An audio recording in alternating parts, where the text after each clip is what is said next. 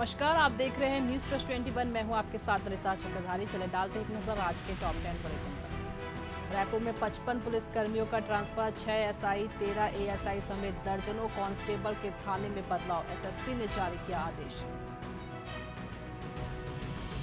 रायपुर में आज सत्याग्रह पद यात्रा करेंगे शिक्षक, टीचर्स बोले एक ही पद पर 24 साल हो गए, नहीं हो रहा प्रमोशन। छत्तीसगढ़ के हर जिले में मनाया जाएगा जनजातीय गौरव दिवस, बिरसा मुंडा जयंती पर 15 नवंबर को होंगे कार्यक्रम, मुख्यमंत्री ने की घोषणा। पुणे में हेलीकॉप्टर क्रैश, 13 लोगों की मौत, दिन में 2 पायलट 1 इंजीनियर, टेक ऑफ के बाद 1.5 किलोमीटर दूर हुआ हादसा। तिरुपति लड्डू विवाद में पवन कल्याण तिरुमाला पहुंचे, नंगे पैर 3500 सीढ़ियां चढ़ी, 3 दिन ऐसे ही रहेंगे, 11 दिन की प्रायश्चित दीक्षा ली।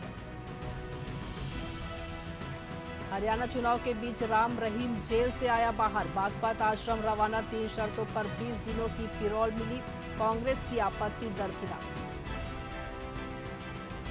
लखनऊ में 5000 शियाओं का मार्च, धक्का मुक्की, अमेठी में झड़प, 50 पर एफआईआर, यूपी में नसरल्लाह के समर्थन में शिया सड़क पर। बिहार के बाढ़ प्रभावित इलाकों में एयर ड्रॉप के जरिए लोगों को दी जा रही है मदद।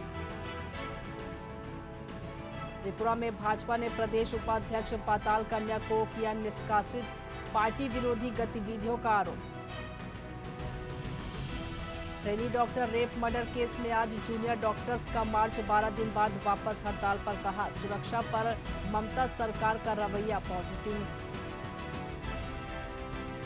लगातार खबरों से अपडेट रहने के लिए देखते रहिए न्यूज प्लस 21, आपके हक की बात।